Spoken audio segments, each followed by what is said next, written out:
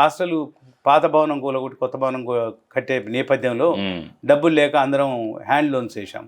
నేను కూడా 50,000 హ్యాండిల్ అంటే రిఫండబుల్ అమౌంట్ వేసినప్పుడు ఇంకా కష్టాలలో ఉన్నది మన హాస్టల్ అని చెప్పి నా పిల్లలు అప్పుడు MBBS చదువుతున్నారు ఫైనల్ ఇయర్, వాళ్ళిద్దరికి అప్పుడు 25,000 ఉండే, మళ్ళీ తర్వాత 10,116 చేశారు. 25,000 కట్టి 50,000 మళ్ళీ ఆ రూపాయలు ఇచ్చాను. అంటే ఈ విధంగా 50,000 ఆ విధంగా 50,000 లక్ష రూపాయలు డొనేట్ చేశాను.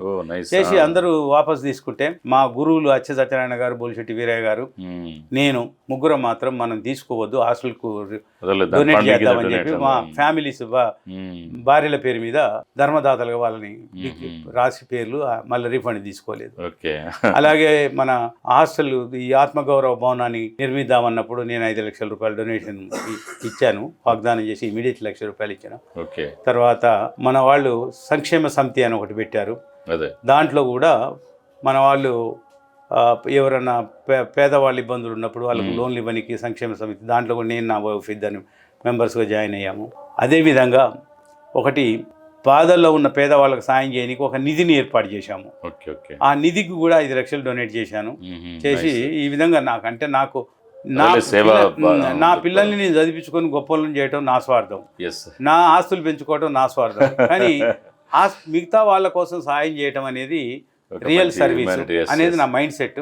కాబట్టి ఈ హాస్టల్కు నా పిల్లల్ని ఇంత ఉన్నతమైన చదువులు చదివించగలిగిన నేను ఈ హాస్టల్కి అధ్యక్షునిగా చేసి హాస్టల్లో ఉన్న పిల్లలందరినీ క్రమశిక్షణతో పెట్టి వాళ్ళకు చక్కటి కోచింగ్లు ఇప్పించి రేపు వచ్చే కాంపిటేటివ్ ఎగ్జామ్స్లో చాలా ఉన్నతమైనటువంటి స్థితికి తీసుకెళ్లాలనే ఉద్దేశం నాకుంది. అలాగే మన దగ్గర ఫండ్స్ ఉన్నాయి, మన బాలికల హాస్టల్ కావాలి, చాలా అవసరం. నేను జనరల్ సెక్రటరీగా ఉన్నప్పుడు 3 సంవత్సరాలు ప్రైవేట్ బిల్డింగ్ తీసుకొని నాగోల్ చౌరస్తాలో 45 మంది అమ్మాయిలు పెట్టి ఎడ్యుకేషన్ గర్ల్స్ హాస్టల్ నడిపించాం. తర్వాత మేము మా టైం అయిపోయి వేరే వాళ్ళు బ్యాచ్ వచ్చిన తర్వాత వేరే టీం వచ్చిన తర్వాత హాస్టల్ని మనం ఏం మెయింటైన్ చేస్తాం ఈ హాస్టల్ అని చెప్పి క్లోజ్ చేసేసారు. ఆ విధంగా సర్వీస్ చేసిన నేను నా అధ్యక్షునిగా ఒక 2 సంవత్సరాలలో నేను ఎన్నో నాదంటే ఒక బ్రాండ్ ఇమేజ్ క్రియేట్ చేసి నేను మిగతా నాకన్నా జూనియర్స్ ఉన్నారు మన హాస్టల్లో చదువుకున్న పిల్లలు, లేకపోతే నాకన్నా జూనియర్స్ నెక్స్ట్ బ్యాచ్లో వాళ్ళకి అవకాశాలు కల్పిస్తూ మనకున్న అనుభవాన్ని వాళ్లకు సూచనలుగా సలహాలుగా ఇస్తూ ఈ హాస్టల్ కోసం నేను జీవితం ఉన్నంత కాలం తప్పకుండా నేను ఏ పదవిలో ఉండినా లేకపోయినా హాస్టల్ కోసం పనిచేస్తాను, హాస్టల్ కోసం డొనేట్ చేస్తాను అవసరం ఉన్నప్పుడు. అలాగే హాస్టల్ని చూడకుండా నేను ఉండలేను. ఇది నాకున్నటువంటి జీవితంలో ఒక భాగం, జీవితంలో చాలా ముఖ్యమైన భాగం. ఎందుకంటే నా లైఫ్ టర్నింగ్ పాయింట్కు జంక్షన్ పాయింట్ మన పెరిక విద్యార్థి కాబట్టి దానికి నేను ఎంత చేసినా తక్కువే. సరే డాక్టర్ గారు, ఇప్పుడు సరే మీకు ఈ ఖైరతాబాద్ పెరక హాస్టల్ అనేటువంటిది ఒక కల్పవృక్షం. అంటే మీ డ్రీమ్స్ని కానీ ఎప్పుడైతే మీరు పెద్ద పెద్ద కళలు కన్నారో అవి సాకారం చేసుకోవడానికి ఒక కల్పతరువుగా మీకు ఉపయోగపడ్డది. మీరికే కాదండి, వాస్తవంగా ఈరోజు చూసినట్టయితే 1980sలో ముఖ్యంగా ఆ రోజు ఇంటర్ కానీ పీజీ కానీ యూజీ పీజీలు కానీ చదివిన వాళ్ళంతా కూడా ఈరోజు ఉన్నత స్థాయిలో స్థిరపడ్డారు వివిధ రంగాల్లో. అందులో ఇవన్నీ ప్రూఫ్స్ మనకు చాలామంది సొసైటీలో. కానీ ఈరోజు మరి అదే ఖైరతాబాద్ హాస్టల్లో మీరు మీ జీవితానికి ఎంతో దోహదం చేసినటువంటి హాస్టల్లో ఆ షెల్టర్ ఇచ్చి మీరు ఈ స్థాయిలో వైద్య వృత్తిలో ఈ సొసైటీలో ఉన్నత రంగంలో స్థిరపడి మీరు పేరు ప్రఖ్యాతులు గడించారు, అన్ని గడించారు, సంతృప్తికరమైన జీవితం. కానీ ఇప్పుడు ఖైరతాబాద్ హాస్టల్ ఎన్నిక ఇప్పుడు ప్రస్థానం మొదలైంది. ఎంతో ఉత్కంఠభరితంగా ఈ ఎన్నికలు జరుగుతున్నట్టుగా అనిపిస్తూ ఉంది. అయితే దీంట్లో మీరు అధ్యక్షులుగా చేయాలి, అధ్యక్షుడిగా ఒక అవకాశం నాకు రావాలంటే మీకెంతో దానితో జర్నీ చేశారు మీరు. ఒక యాజ్ ఏ స్టూడెంట్గా కావచ్చు, తర్వాత వివిధ హోదాల్లో సర్వీస్ చేయడం కావచ్చు. సరే, ఇప్పుడు ఇంకా అధ్యక్షుడిగా మీ ముందున్నటువంటి అంటే ప్రయారిటీస్ ఏంటి, మీ ముందున్న ఆబ్జెక్ట్స్ ఏంటి అసలు మీరు అధ్యక్షుడు అయితే ఇప్పుడున్న హాస్టల్ని ఇంకా ఏ విధంగా ముందుకు తీసుకుపోవాలనుకుంటున్నారు? ముఖ్యంగా మా ముందున్న ఇంపార్టెంట్ అబ్జెక్టివ్ ఏంటంటే బాలికల హాస్టల్ కట్టాలి 1. ఓకే. నెంబర్ 2, మనకు ఇదే హాస్టల్తో వచ్చినటువంటి ఆదాయాన్ని నా టైంలోనే నేను ట్రెజరర్ ఉన్నప్పుడు, జనరల్ సెక్రటరీగా ఉన్నప్పుడు అంతా వీటిని ఎఫ్డీస్ ఫిక్స్డ్ డిపాజిట్లో పెట్టి ₹1 కోటి జమ చేసి ₹1 కోటి లోన్ తీసుకొని మన ఉప్పల్లో ఒక బిల్డింగ్ కట్టాం. అది కూడా పెరిక విద్యార్థి వసతి గృహమే, పెరిక కుల భవనం. ఆ బిల్డింగ్ కట్టప్పుడు నేను జనరల్ సెక్రటరీని, పాయల్ జంగయ్య గారు అధ్యక్షులు. మేము ఆ స్థలాన్ని కొని, అది చాలా లోతులో ఉండే హైవే నుంచి, అందరు చాలా మంది దాన్ని కొంతమంది విమర్శించారు, మురికి కూపంలో ఇంత డబ్బు పోశారని. 18,500 రూపాయలకు సుమారుగా, అంటే ఒక 2,000 అనుకోండి, అంటే 20,000 గజం పడింది. 1,196 గజాలు, అంటే 1000 గజాలకు 4 గజాలు తక్కువ ఉండే. దాన్ని కొన్నది మేమే, మా పీరియడ్లోనే. నేను నా 3 సంవత్సరాలు జనరల్ సెక్రటరీ చేశాను. దాన్ని కట్టించింది కూడా మేమే. మీరు కూడా ఇప్పటికి కూడా దాని మీద శిలాఫలకం మీద ఉంటుంది, doctor Dongara Venkateswarlu general secretary. కట్టిన తర్వాత కొన్ని ఆర్థిక ప్రాబ్లమ్స్ వల్ల మేము దాన్ని కంప్లీట్ చేయలేక వేరే వాళ్ళకి 20 ఏళ్ళకి లీజుకి ఇచ్చారు, మన పెద్ద మనుషులంతా మాట్లాడి. సో అతను కోవిడ్ నుంచి కొంచెం రెంట్ కూడా రెగ్యులర్గా ఇస్తలేదు. ఆ లీజ్ పీరియడ్లో మనకు పైన 1000 స్క్వేర్ ఫీట్ల పెంట్ హౌస్ వేసి ఇస్తా అని చెప్పి అన్నాడు, కానీ కట్టలేదు.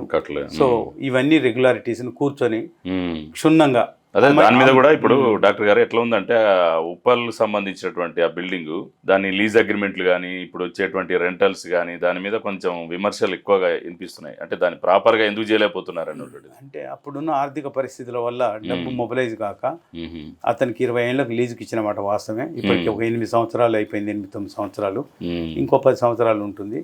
ఆ పరిస్థితుల్లో వేరే ఆల్టర్నేట్ లేకపోయింది. మేము కంప్లీట్ చేయకపోతే అది బూత్ బంగ్లాగా మారిపోయే అవకాశాలు ఉన్నాయి.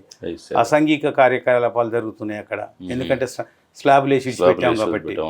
సో ఆ పరిస్థితుల్లో పెద్దవాళ్ళందరూ కూర్చొని మాట్లాడి చేశారు వాళ్ళు. సరే, అప్పుడున్న పరిస్థితుల్లో అది రైట్ అనిపించింది. ఇప్పుడు ఆలోచిస్తే తక్కువ రెంట్కి ఇచ్చినాం అనేది వాస్తవం.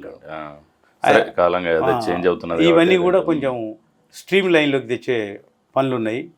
నా పీరియడ్లో కష్టపడి నేను తప్పకుండా, ఎందుకంటే నాకు లీగల్ సపోర్ట్ కూడా ఉన్నది. నా కొడుకు స్వయాన హైకోర్టు అడ్వకేట్, జూనియర్ అడ్వకేట్. నేను కూడా LLM చదువుకున్నా. నాకు కాన్స్టిట్యూషనల్ లా, రాజ్యాంగబద్ధంగా, చట్టబద్ధంగా, న్యాయపరమైన వీలైనంత వరకు అతన్ని కూర్చోబెట్టి మాట్లాడితే సెటిల్ అవుతుంది. కాని పక్షంలో లీగల్గా ప్రొసీడ్ కావాల్సి వస్తుంది. ఇవన్నీ కూడా నాకు కొత్త ఏం కాదు, ఎందుకంటే నాకు ఆ సబ్జెక్ట్లో అనుభవం ఉంది. ప్రాపర్టీస్ ఎన్నో విషయాలలో నేను డీల్ చేయగలిగినాను కాబట్టి తప్పకుండా నేను చదువుకున్న నా మాతృ సంస్థ కోసం నాకున్న తెలివితేటలు, నా ఫ్రెండ్స్కి ఉన్నటువంటి స్కిల్స్ను కూడా నేను తీసుకొని కోఆర్డినేషన్ చేసుకొని సలహాలు తీసుకొని ఈ సంస్థని ముందుకు తీసుకుపోతానని నాకు నమ్మకం ఉంది. అందరూ నాకు కోఆపరేట్ చేసి నన్ను దీవించి నన్ను హాస్టల్ అధ్యక్షునిగా చేస్తే తప్పకుండా నేను వాళ్ళందరికీ ఇచ్చిన మాట నెరవేర్చుకుంటాను. ఈ హాస్టల్ కోసం ఇంకా ఎక్కువ కష్టపడి పనిచేస్తాను. ఈరోజు నాకు ఇబ్బందులు కూడా లేవు, ఎందుకంటే నా కుటుంబంలో 5 డాక్టర్లు ఉన్నాము. నా కోడలు కూడా గైనకాలజిస్టు. సో పిల్లలు నాకు హెల్ప్ చేస్తారు. నేను మిగతా టైం హాస్టల్ కోసం స్పెండ్ చేస్తూ హాస్టల్ను ముందుకు తీసుకుపోతానని చెప్పి ఓకే డాక్టర్ గారు, సరే అంతా బాగానే ఉంది. ఇప్పుడు ఈ హాస్టల్ వ్యవహారాలలో జిల్లా స్థాయిలో కానీ చాలా విమర్శలు ఉన్నాయి. అంటే దీన్ని ఏదో కొంతమంది పెద్దలు వాళ్ళ ఆధిపత్యంతో వాళ్ళ ప్యానలే అక్కడ హాస్టల్ కార్యవర్గం ఉండాలి అని చెప్పి కొంతకాలంగా నడుస్తున్నది. ఇన్ డెమోక్రటిక్ వేలో ఎలక్షన్స్ కానీ, యాక్టివిటీస్ కానీ, నిర్ణయాలు ఏదైనా కానీ ఆ విధంగా జరుగుతున్నాయని ఒక ప్రత్యర్థి వర్గాలు కొన్ని చాలా కాలం నుంచి ఆరోపణలు చేస్తూ ఉన్నారు రకరకాలుగా. దానికి ఎందుకు అవకాశం ఉంటుందంటారు అట్లా? అంటే దీని వాస్తవికత ఇది 1975 సంవత్సరంలో స్టార్ట్ అయింది మన హాస్టల్. అప్పుడు ఎవరన్నా మీరు అధ్యక్షులుగా ఉండవండి అంటే, లేదండి నాకు టైం సరిపోదు, నేను ఉండను అనేవాళ్ళు. అప్పటి పరిస్థితి అంటే గత 10-15 సంవత్సరాల ముందు వరకు కూడా బతిలాడి మీరు చేయండి, మీరు మంచోళ్ళు, మీరు అనుభవజ్ఞులు ఉండండి అని బతిలాడి పోస్టులు ఇచ్చిన సందర్భాలు ఉన్నాయి. పోను దీని మీద ఏమైందంటే, అంత సమస్యలుండే జీతాలు ఇవ్వలేని పరిస్థితుల్లో కొన్ని సందర్భాలలో మా జేబులోకి వెళ్ళి డబ్బులు కట్టి శాలరీస్ ఇచ్చినాం వర్కర్స్. మళ్ళీ రెంట్స్ అవి వచ్చిన తర్వాత మళ్ళీ రిటర్న్ తీసుకున్నాము. అప్పుడు ఎవ్వరు రాలేదు. ఈరోజు హాస్టల్ ఫైనాన్షియల్గా సెల్ఫ్ సఫిషియెంట్ అయింది. నెలకు ఒక 5 లక్షల కిరాయిలు వస్తున్నాయి. ఈ సందర్భంగా దాని మీద సరి అయిన పట్టు లేని, అనుభవం లేని వాళ్ళు కూడా ఒక 1-2 సంవత్సరాల ముందు ధర్మకర్త అయ్యి డైరెక్ట్ నేను హాస్టల్కి అధ్యక్షుని అవుతా అని చెప్పి పోటీ పడుతున్నారు. సరే, డెమోక్రటిక్ వేలో తప్పు లేదు, ఎందుకంటే డెమోక్రసీలో వాళ్ళకి హక్కు ఉంది కాబట్టి పోటీ పడుతున్నారు. మేము వద్దని అనలేదు. సరే, మీరు చెప్పినట్టుగా ఒక వర్గంకే ఈ హాస్టల్ ఉందని అనేది మాత్రం కరెక్ట్ కాదు. పనిచేసే వర్గానికే ఈ హాస్టల్ ఉందనండి మేము ఒప్పుకుంటాము.